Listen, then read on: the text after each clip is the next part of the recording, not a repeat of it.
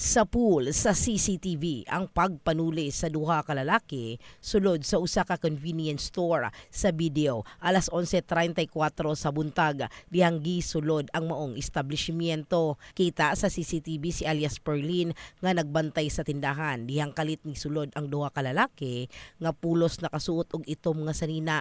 Nagpakaron ingnon pa kining mamalit apan taod-taod mi deklara og tulis. Ganina pag naay customer ganina niabot bago sila nagpalito gano, pero taga barangay to siya nga lalaki. Tapos pagkatotoo nagsulutong duha ka lalaki, nagngutana sila sa kuha kung naaba day mineral nga gitudon ako ang isa ka chiller ko sir na address sa pikas sa tubangan nimo niya na then tapos sige nga po siya tanaw di sa pikas nga ko sir ari diri gitindugan ako siya. Tapos dito gipatong na ako kung cellphone dira sa tubangan sa may record nga notebook.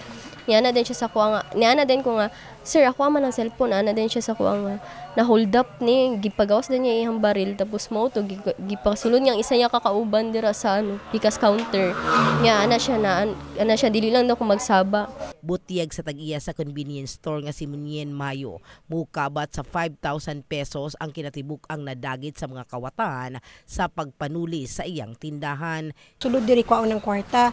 Sumuto pagkuha nila sa kwarta, naghangyo na pud to akong bantay sa tindahan nga kung pwede di na lang ihapi lang sling bag kay karang napoy other phone dito pero dili iya sa iyang classmate. So nisugot pud gibilin ang bago kung kuha nang gikuha sa mo atong cash na 5,000 sa kaha. The same time tong among loader nga duha ka buok.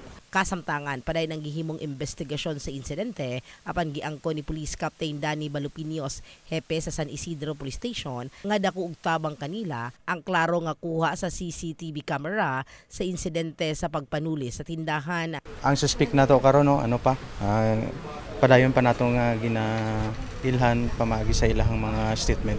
But for now, continue po ngayon, ongoing ngayon ang hot pursuit operation na ginagawa ng ating mga kapulisan. Hopefully,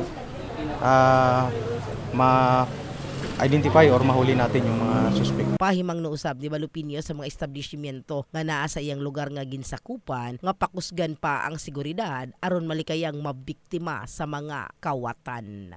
In the heart of changing lives. Kini sa Brigada Richard Gobalani sa Brigada News Jensen. Brigada News.